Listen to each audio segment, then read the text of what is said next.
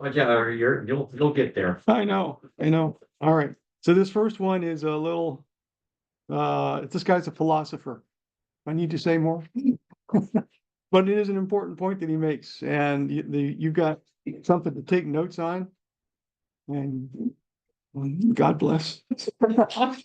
We're gonna go over it again and fill in the blanks in case you might have difficulty with a couple. All right, so here we go. Paul Nelson.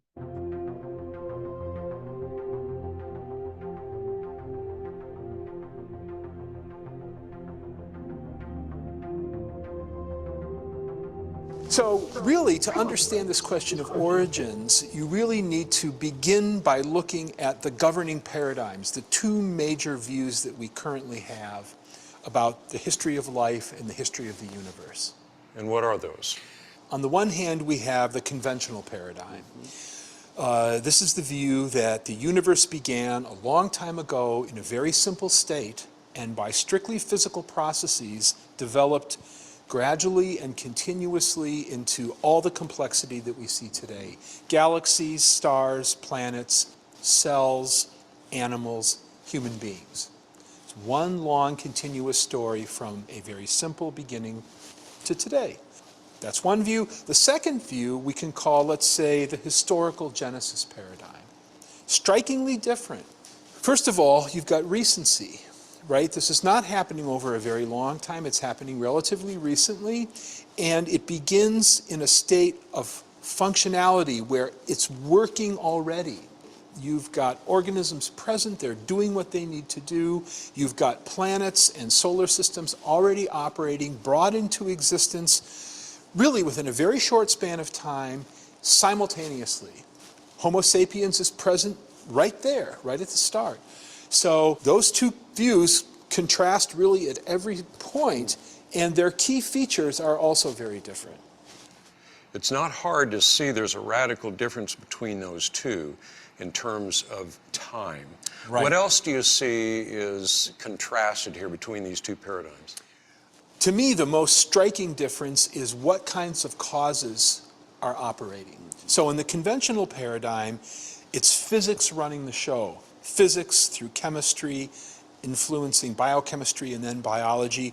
All the change that's happening is coming bottom up from fundamental, undirected, mindless physical processes. They're doing everything. In the historical Genesis view, underlying everything is mind, is intellect. A purposeful intelligence is bringing things into existence. That's a profound difference. Another key difference is the actual sequence of events.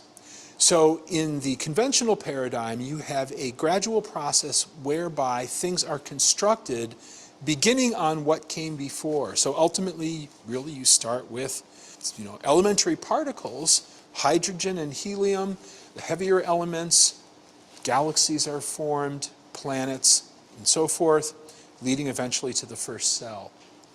It's a continual process of gradual transformation.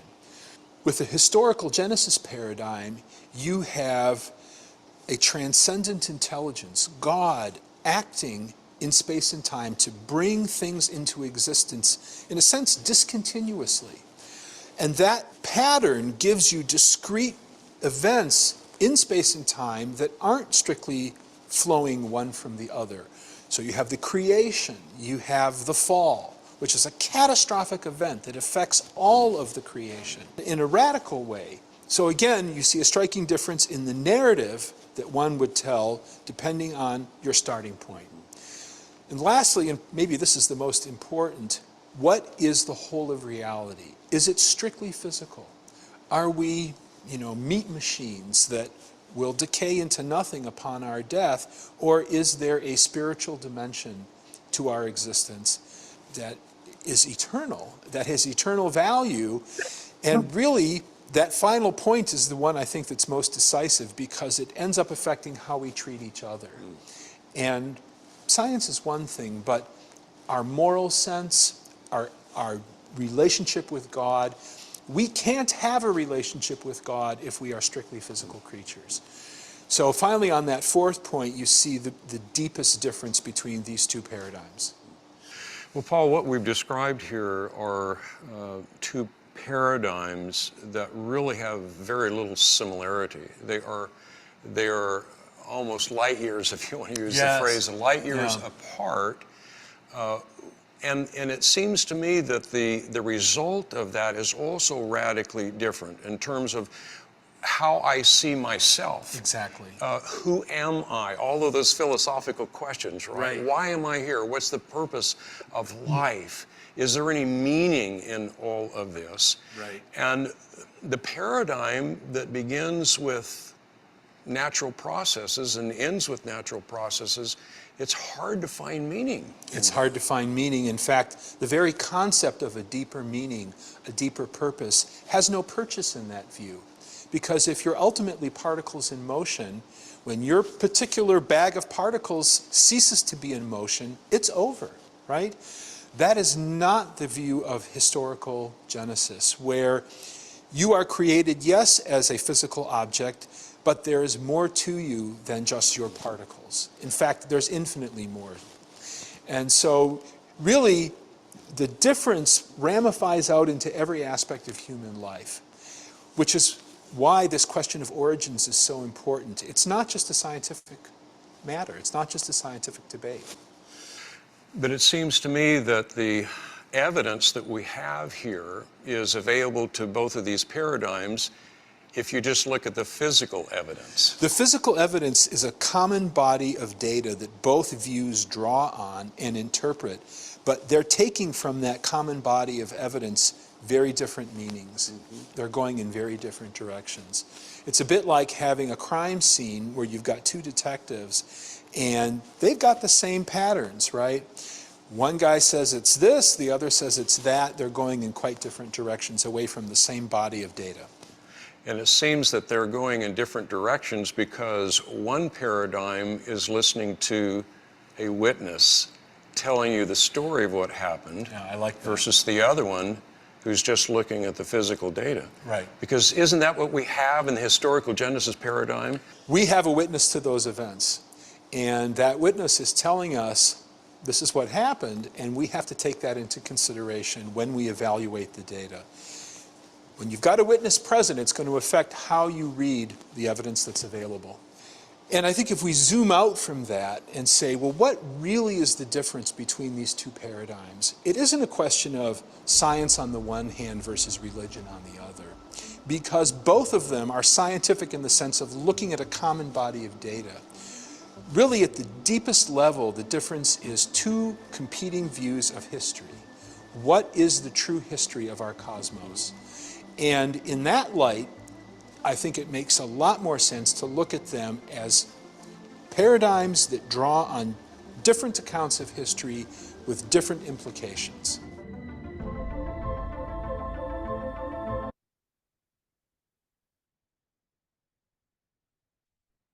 All right. Anybody get all the answers? Tim's got it. All right, Tim, go ahead and read them up. All right. Well, all right, so he made the point, there's two, he's laying out two different viewpoints. We had names for them, he called them the conventional, which is the old Earth idea, and the historical Genesis, which is what we're trying to learn about here. Okay, so that's what he set up. First, there are other viewpoints out there, and all shades in between. But this is a good way to start. You lay them out, and then you can figure out the differences between them and compare and contrast. So he did his comparison on 4 dimensions. First dimension, I think I'll give that to you, is time, right? Yes, time. What does the conventional paradigm see about time? Short time or long time? Long time. And in that long time, we went from what to what? Simple to complex, and it did so in a continuous story. So the theory is a change will happen, and if it's a good change, it'll stick. And if it's a bad change, it'll extinguish itself, right? And so by a series of advantageous changes, things grew and complexity increased until here we are. There's a lot of reasons why that seems flawed, but that's the basis. All right. Now, how about on the Genesis side? History is long or short? Short. Comparison, God short. created it. It was, Yes, everything came into place at once, right? yeah. Everything came into place at once, from people to plants. Okay. Then you talked about causes, as in what caused things to happen. So in the traditional, conventional, what causes everything to happen? What you said, hydrogen and Yeah, he started out with hydrogen and other elements coming together, but what made them come together? physics. Physics, thank you, yes. Physics runs the show, is what he said. They're mindless physical processes. Whereas in the Genesis model, we have what we call a purposeful intellect. An intelligent being said, I'm going to make this. And he made it. Made it very quickly. Then we have the, I'll slow down so you can write. And we had the sequence of events. So in the conventional paradigm, what kind of sequence of events? Going from small and simple to complex. And so everything built upon the last thing. So you got a organic molecule, and then the organic molecules got together and made a cellular animal somehow. Yeah. Even that part is, I mean, It's like, okay. yeah. Look, there's water, must be life. So yeah, so everything builds upon itself, one upon the next. And the continual process of gradual transformation, if you want to get the words. Genesis has a different idea. We already talked about a intelligence, a transcendent intelligence, makes him beyond our realm. So it's a transcendent intelligence acting in discrete events listed in Genesis. There was an event each day. He's making things. He did that in space and time. And then you see other times when he intervenes and does miracles. So he's able to intervene in space and time at his whim. And these things don't necessarily flow from one to the next. I didn't need to have a salamander to make a monkey. Right? Well, building on what the video we had last week, Yeah. where we talked about the ecosystem, basically from Genesis, everything was the Lord put everything in its system that needed there. Mhm. Up until- Oh, right, yes. He did it as was needed for the life of the next creature. But he didn't need that creature to make the next creature, or they didn't need the plants to make the animals. He made the plants for the animals. Find out next time. It's all in the DNA. It's all in the DNA. Right. Oh, yeah. We did a little DNA last week, didn't we? Yes, a lot more next. There's plenty more. Yes. All right. So what is the whole of reality? What is the whole of reality? So in the conventional paradigm, everything that you can touch and measure and feel, that's the whole of reality. The physical world, that's all you got. Well, if things are gradually evolving, Mhm. what are we going to evolve into? Oh, well, We don't know. We haven't seen it yet. depends which sci-fi series you want to That's right. watch, Most of those have us going into apocalyptic chaos. Zombies or something. But everything is strictly physical. We are but, this is what the great one is my favorite word. We are but meat machines, bags of particles in motion. That's all there is to us. And once our particles stop moving, it's all done. There's nothing else. Whereas Genesis shows the spiritual dimension, where people have eternal value, where God lovingly and caringly created the world for us, put us in it, and put life in us, and not just physical life, but spiritual life. so men can know God. Adam and Eve walked with him daily and had great communion with him. And then they blew it. And then they talked about how we have these two lawyers making their case. And they were soft pedaling it. They were being nice. But the one group of lawyers is looking at circumstantial evidence alone and making a story. And the other is listening to an eyewitness who is telling you the story.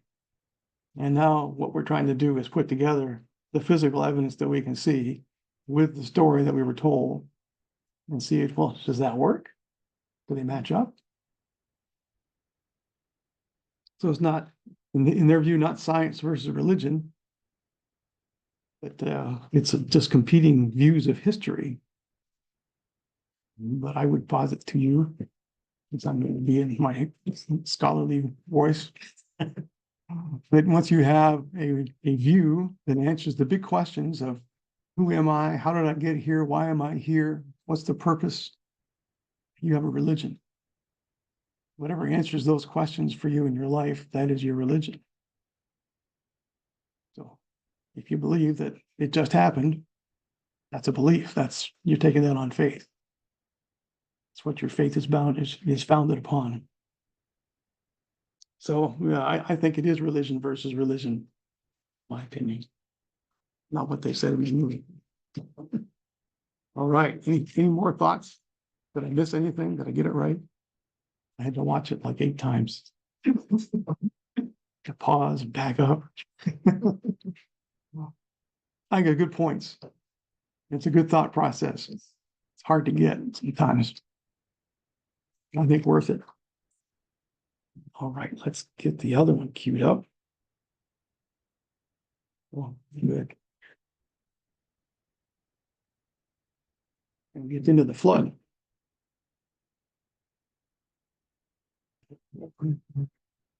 Let's share it.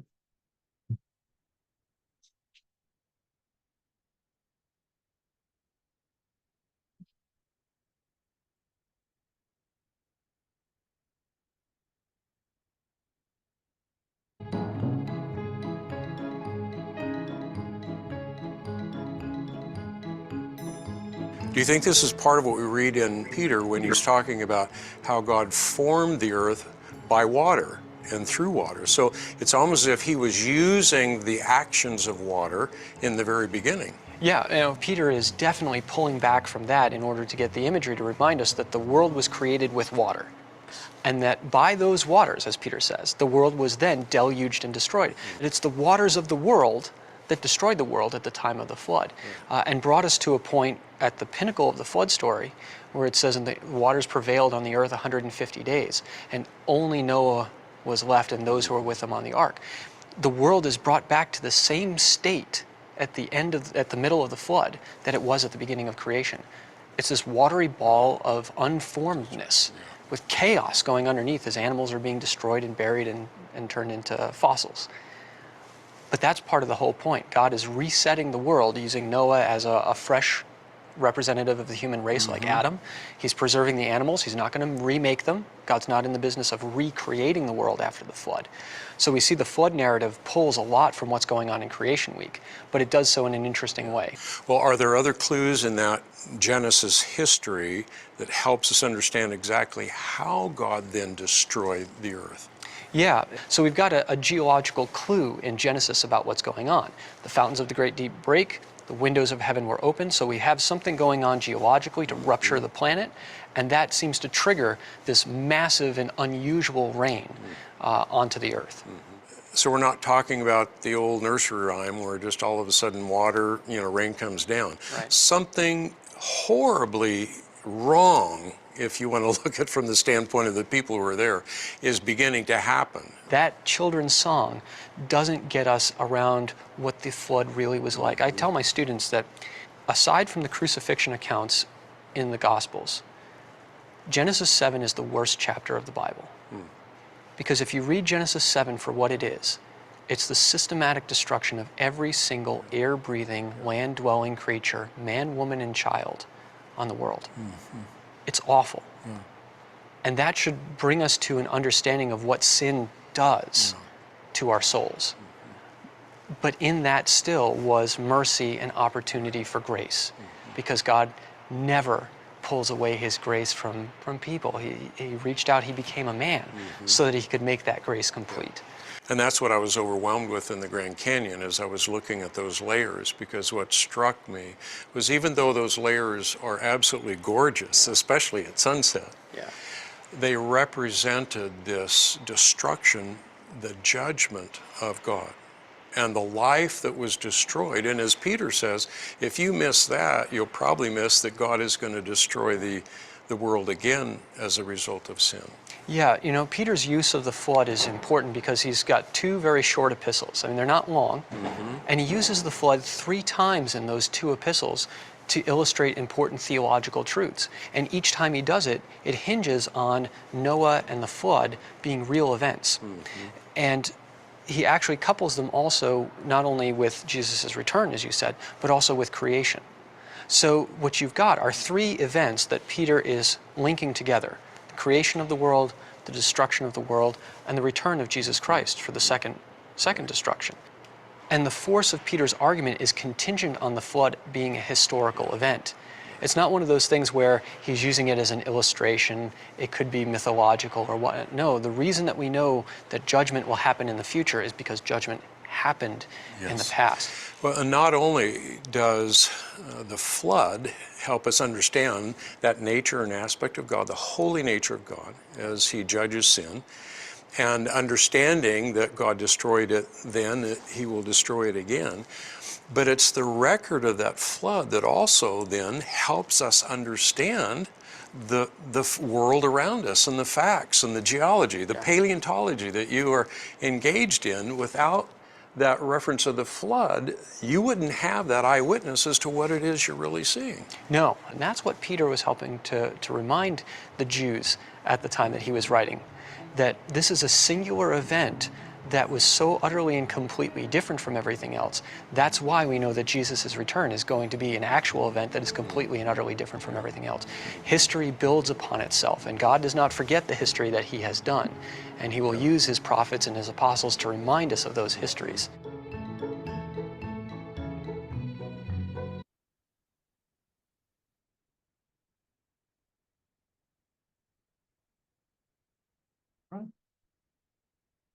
A little easier.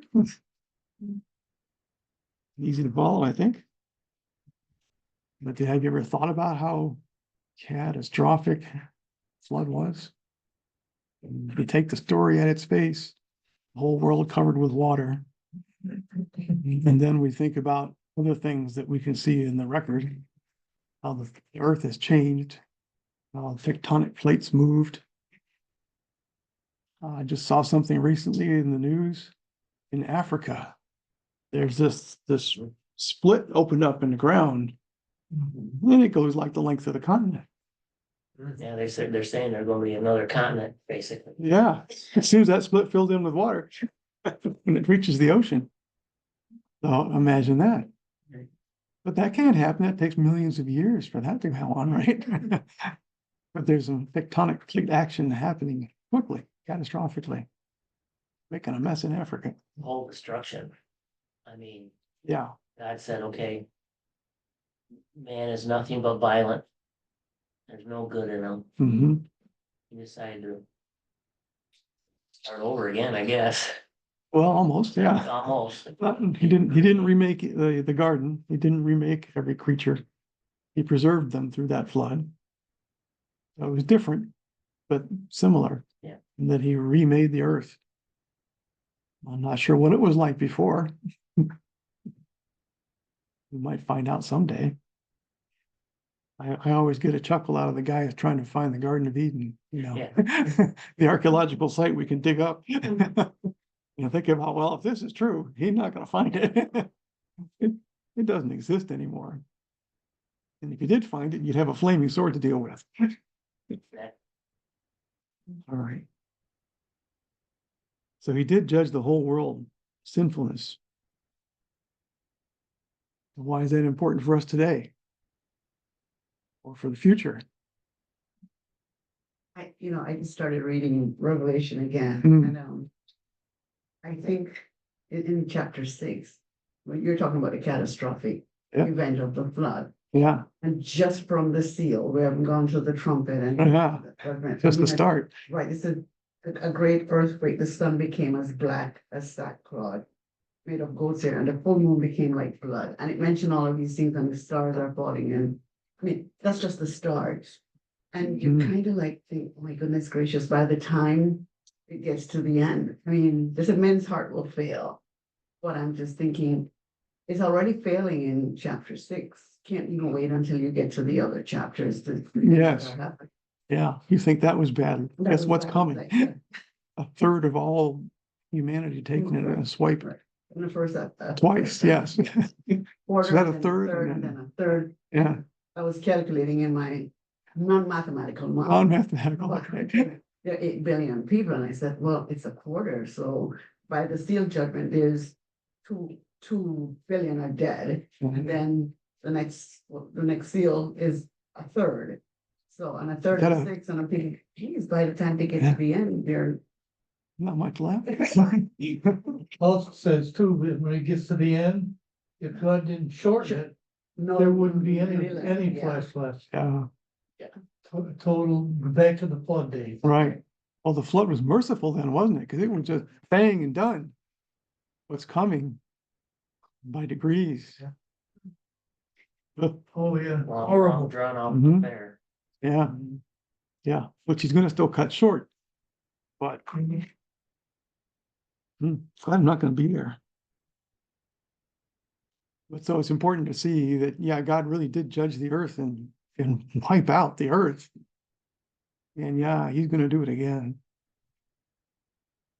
People become so wicked and so unrepentant. And he can't do anything more with us. All right. So he mentioned in this talk here that there were 3 places in Peter's epistles that he talks about the flood. These 3 places. Thought we would take a look at those and just see exactly what the tie-in is and what did he have to say right there in 1 Peter, 2 Peter. So 1 Peter 3:18 through 22. Take a volunteer to read that.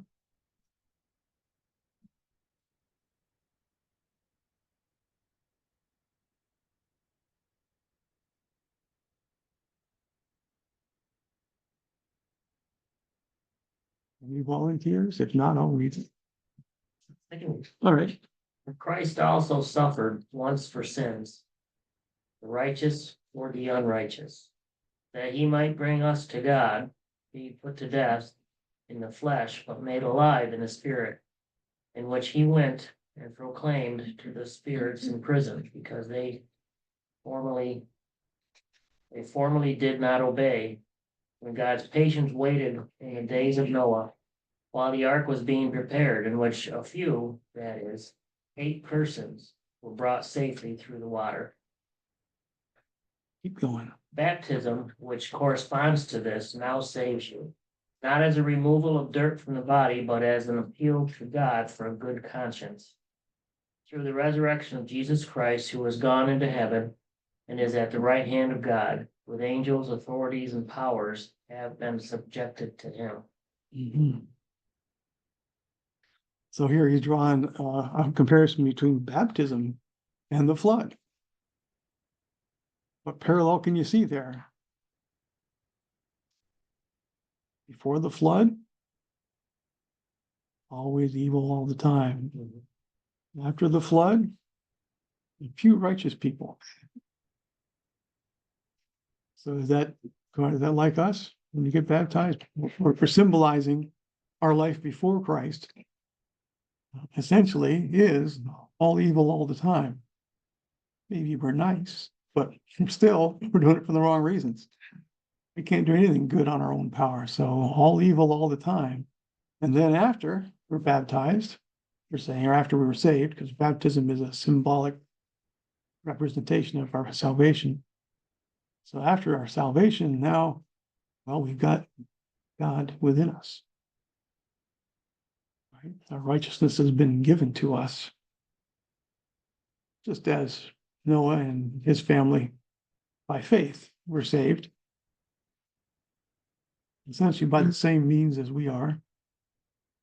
If Christ didn't die, he wouldn't make it either. I think it's notable to say in verse 20 there, it says, Mhm, you know, everything was evil in the time, but mhm. there was a time while the ark was being built Oh, yes, that people could come to they, believe. they had the message. They had the message, Oh, so, yeah, but it was just the eight of them. yeah. Oh, who was the other great evangelist before Noah? That's a question, because I can't remember his name. Methuselah?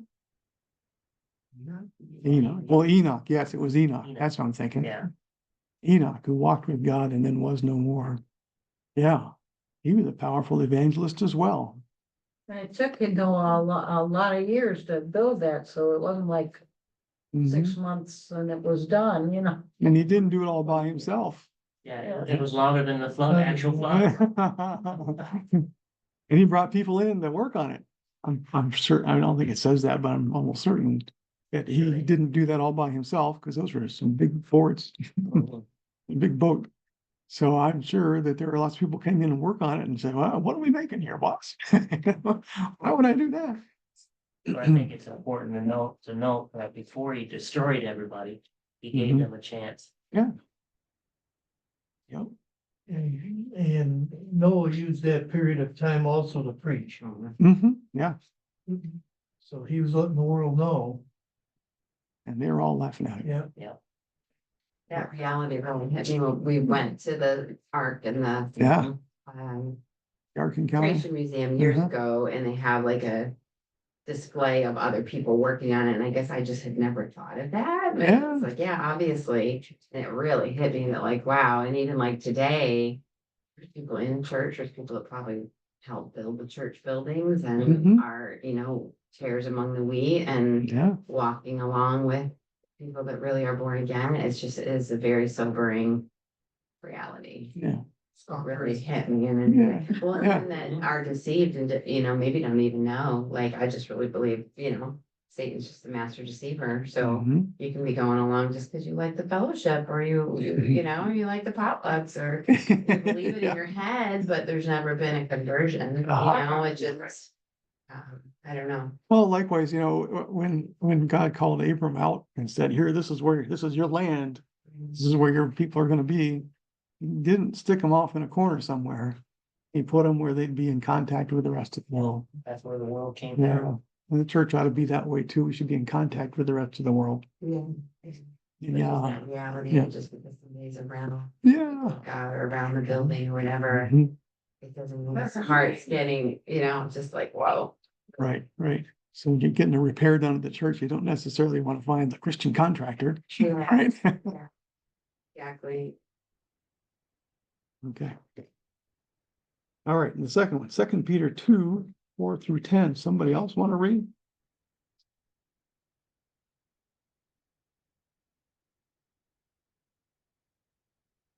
I can. Thank you. For if God did not spare the angels who sinned, but cast them down to hell and delivered them into chains of darkness to be reserved for judgment, and did not spare the ancient world, but saved Noah, one of 8 people, a creature of righteousness, bringing in the flood on the world of the ungodly, and turning the cities of Sodom and Gomorrah into ashes, condemned them to destruction, making them an example to those who afterward would live ungodly, and delivered righteous Lot, who was oppressed by the filthy conduct of the wicked of our. For Through 10. that righteous man dwelling among them tormented his righteous soul from day to day by seeing and hearing their lawless deeds. Then the Lord knows how to deliver the godly out of temptations and to reserve the unjust under punishment for the day of judgment. And especially those who walk according to the flesh and the lust of uncleanness and despise authority. They are presumptuous, self-willed. They are not afraid to speak evil of dignitaries. different translation or a different version than mine, but it's fine, it's all there. So what's that one saying? What's it comparing flood to? Preserve Noah.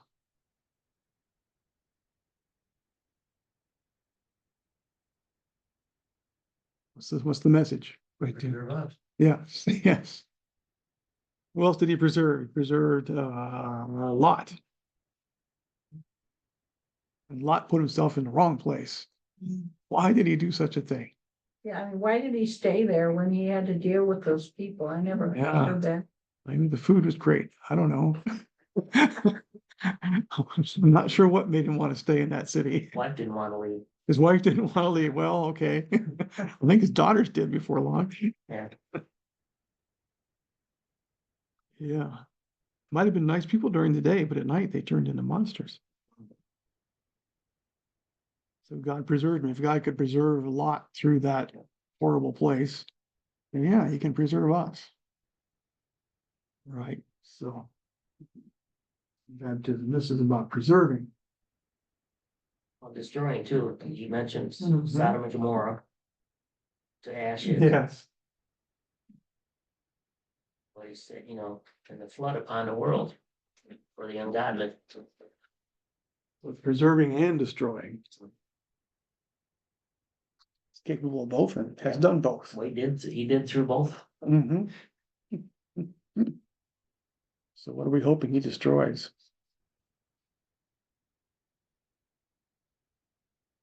What? Those bad neighbors to go? No, we should be praying that they come to light. Yeah. Because he will destroy them.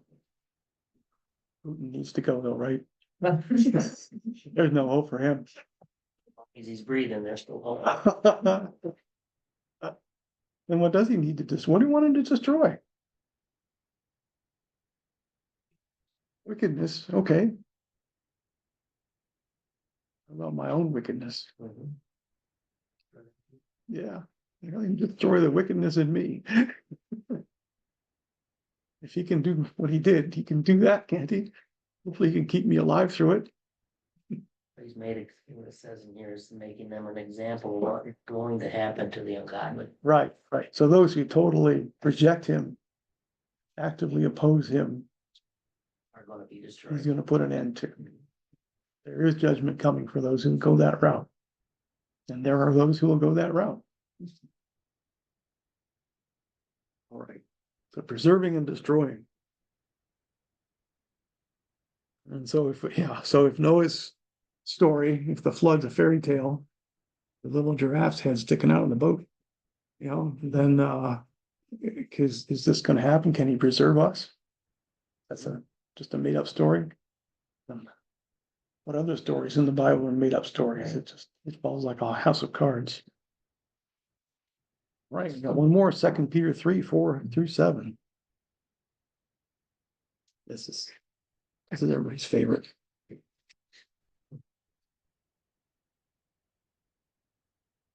Three what? Oh, 3:4-7. 4-7. Okay, I'll read it. Thank you. Talk about the last days. Mm-hmm. People will be saying, where's the promise of his coming? For ever since the fathers fell asleep, all continued just as it was from the beginning of creation.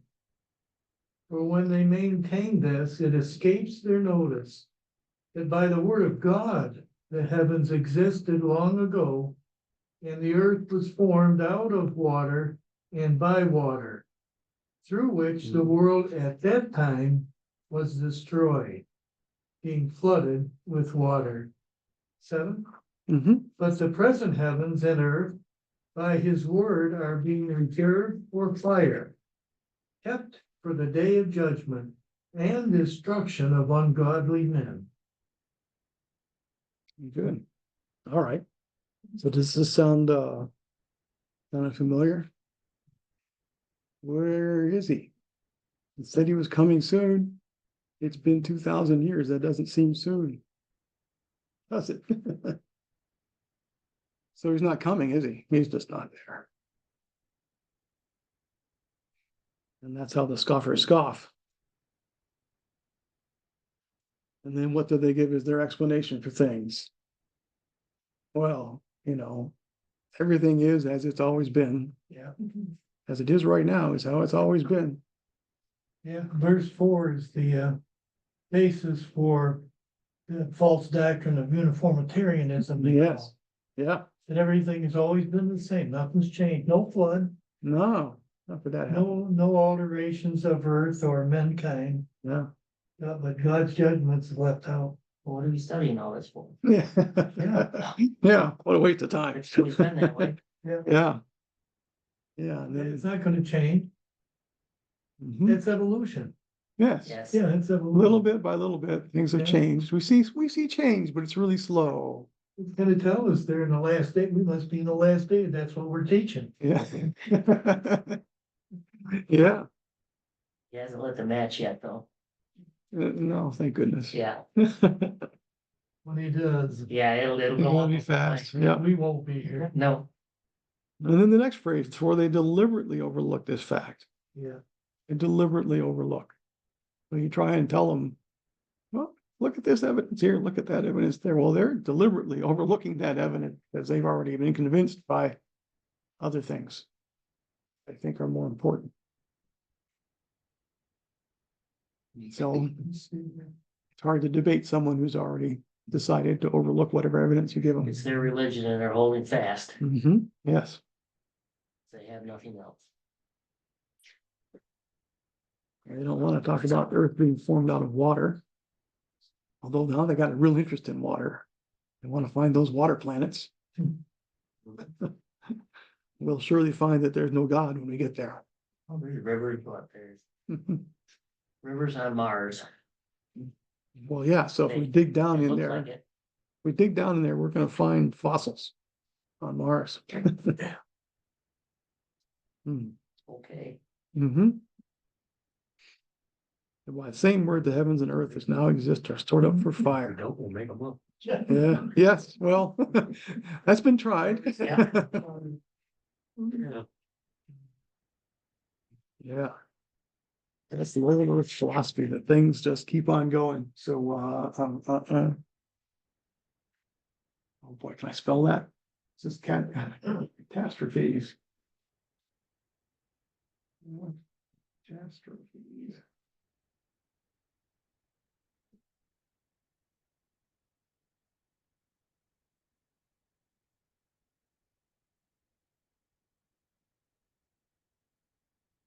That's the point.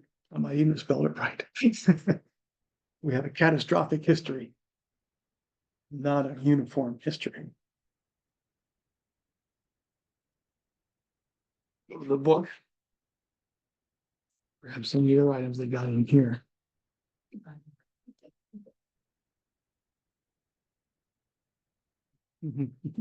Hebrews 4, 1 through 13.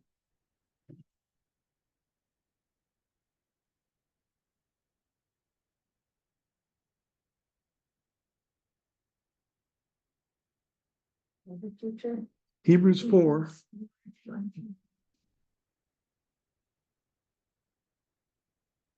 Let me read. Therefore, I should wait until people are there. Mine says something. Oh, he's in trouble. Therefore, while the promise of entering his rest still stands, let us fear, lest any of you should seem to have failed to reach it. For good news came to us just as to them, but the message they heard did not benefit them because they were not united by faith with those who listened. For we who have believed enter that rest, as he has said, as I swore in my wrath, they shall not enter my rest. Although his works were finished from the foundation of the world, for he has somewhere spoken of the seventh day in this way, and God rested on the seventh day from all his works. And again in this passage he said, they shall not enter my rest. Since therefore it remains for some to enter it, and those who formerly received the good news failed to enter because of disobedience, again he appoints a certain day, today, saying through David, so long afterward, and the words are already quoted today, if you hear his voice, do not harden your hearts. For if Joshua had given them rest, God would not have spoken of another day later on. So then, there remains a Sabbath rest for the people of God. Whoever has entered God's rest has also rested from his works, as God did from his. Let us therefore strive to enter that rest, so that no one may fall by the same sort of disobedience. For the word of God is living and active, sharper than any two-edged sword, piercing to the division of soul and spirit, of joints and of marrow, and discerning the thoughts and intentions of the heart. And no creature is hidden from his sight, but all are naked and exposed to the eyes of him to whom we must give account. That's a packed passage. Oh. So what keeps people from entering his rest?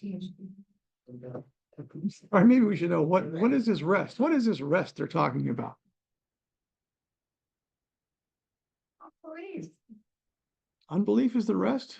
No, I said unbelief is when you can't. Because that's not entering, it's because you can't believe. Right. So you enter the rest by belief. But what is the rest that you get? Where you're resting from? Well, heaven would be the eventual, but we enter it now. Our works. Our works, what are our works trying to do for us? Or you're believing you're trying to earn salvation. Yeah, because that's the the human nature is I have to be good enough. I gotta pass the test. And everything in college was rated on the curve. So if I can get up on the curve enough, I'll be fine. It's got to be better than you. Well, this passage is pointing us back to the days of victory, of taking the land of promise. Yeah. All right. Pointing us back to that. Yes. And the rest that was experienced by Israel during those days was when they were victorious, when they were following the directions and using the power that God gave them to be victorious. And when you're victorious, you're not all upset, worried about the enemy. You're at Life is rest. good. Life You is have good. peace Yep. and confidence and power. And ultimately, they were intending to take the whole promised land, Yeah. right? And then all the enemies would be literally destroyed because that's what God's plan was. And he was pointing to us in the church age here. Yes. We're in a battle. Mm-hmm. We have enemies. God has commands for us to obey. And God has to be the leader of our life and the supplier of what's needed for victory. So this is talking about living by faith, by trust and dependence. And there's a rest that we can have in our day that is typical of the rest that Israel experienced when they followed God obediently. Right. So it's not about a rest for today, not a rest for yesterday. Yeah. This is a fantastic passage. Yes. It's also a future rest. Yes, We will eventually enter into an eternal rest. yeah, We can walk with God day by day. yeah. So we be victorious because we believed in God through the whole thing, so we Yeah. can rest because we were victorious in believing in God. When we passed, we won. We obey and Yeah. walk by dependence on his leading our lives. Yeah. It wipes away the concern for the enemy and Yeah. all kinds of things. So, yeah. But there's a relationship we have with God that's a dependent one, just like Israel did as a nation. And they would fail and sometimes they would win, and when they won, they were at peace. And when we're obedient, God brings a God-given peace. It goes beyond just being rid of our problems. Right. Yeah. The Book of Judges is a really good example of that. Each Yeah. time, yeah. Again and They again. Yes. went away, and each time when they were oppressed, they would come and they would ask, Yeah. Lord, be there, but then they go back Yeah. to their We can think of Noah, Debauchery or whatever. right? Noah living in this world where everyone's just horrible. And then after the flood, I mean, the flood was terrifying, but when it was done, he had peace. At least till the grape harvest came in, you know. Didn't last very. That's right. He had some peace. And as Tim was saying, when we accept Christ as our Savior and put down that fight of trying to justify ourselves and earn our salvation, if you would, then you have some peace, you have some rest. But you still have some battles going on, don't you? As a Christian, you're still fighting the old man, if you Oh, would. yeah. You're fighting the Satan. Israel fought more than one battle. Well, they sure Sure did. did. And some battles they fought by faith and some of them they didn't. That's right. Right. So some Israelites heard the message, but some could not enter into the rest. One company died and buried in the desert. Oh, yeah, well, the whole generation, One right? generation. Mm-hmm, yeah. And then, Don't yeah, make go, Good sandals though. you go back to Judges, like Lauren was saying, there's a point there where Israel's fighting against itself. The tribe of Benjamin goes off on a vendor of some kind, yeah. So the Sabbath was made for man and not man for the Sabbath, right? Well, how does that relate to this, comparing the Sabbath to heaven? So Sabbath was made for man, not man for the Sabbath. And what's heaven like? Were we made for heaven, or was heaven made for us? That was made for us. Yeah. Yeah.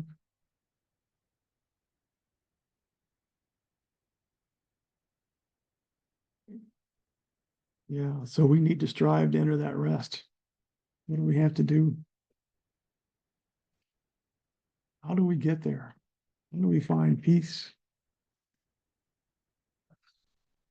Again, Abiding correct. abiding, watching, read his word, get to know him. The closer you get to him, the more you understand.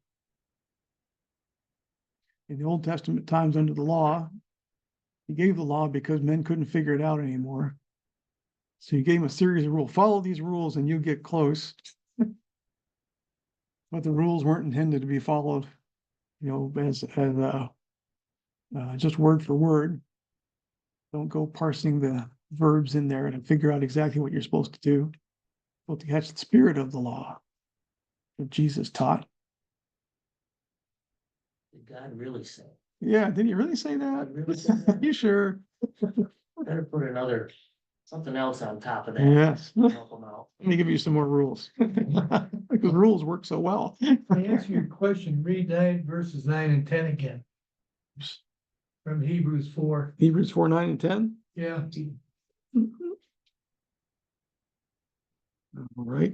So then there remains a Sabbath rest for the people of God. There it shows that it's for today, Yes, today, yes. right? Yeah. And For whoever has entered God's rest is also rested from his works as there God it is, did. there from it his. is, rested from his works. Yeah, People who are trying to live to qualify for righteousness aren't gonna make it. right. So if you're working to follow the law, Yeah, you're not gonna make it. If the law is there to show you that you can't. right. So 11 is be diligent. That's how you get this rest, Mm-hmm. to enter that rest, it tells us that. Lest anyone fall through following the same example of disobedience. It's disobedient for Christians not to walk under God's control.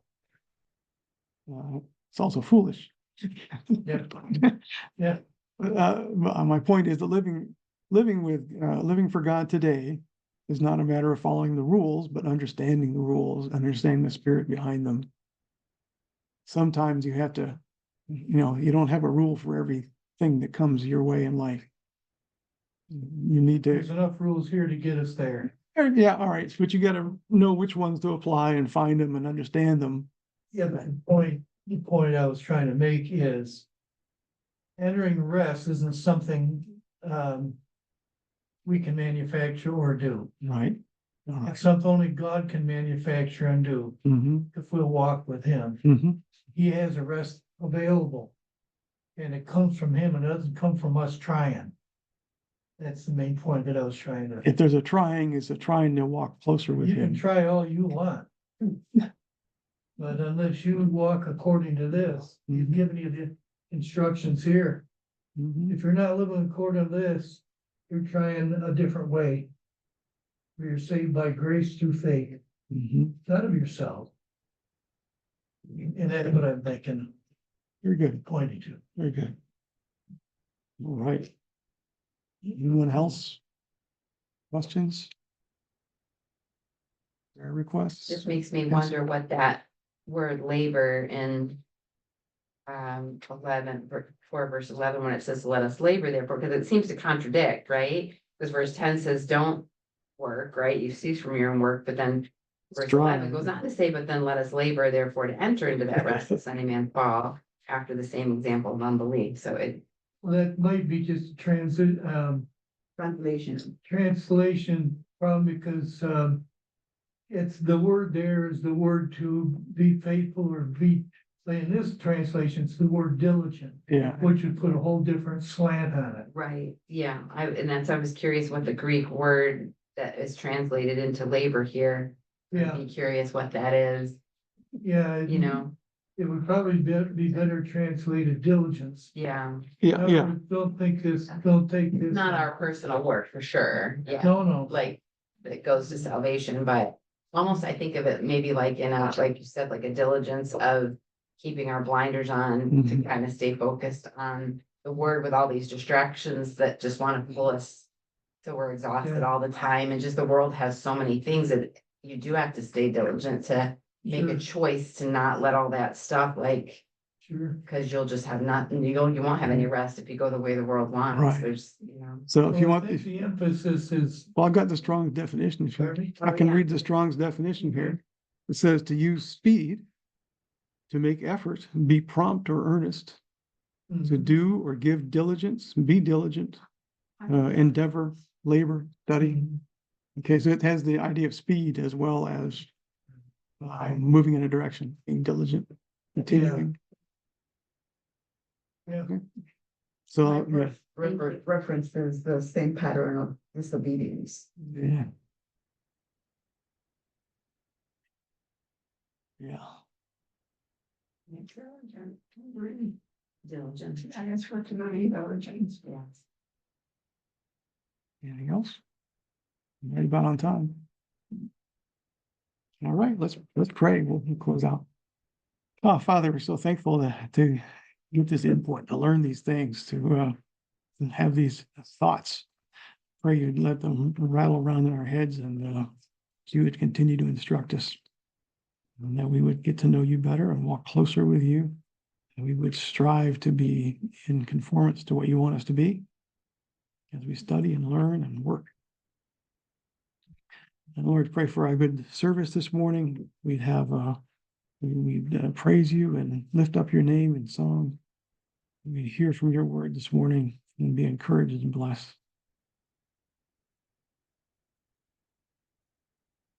Just thank you and praise you in your son's name. Amen.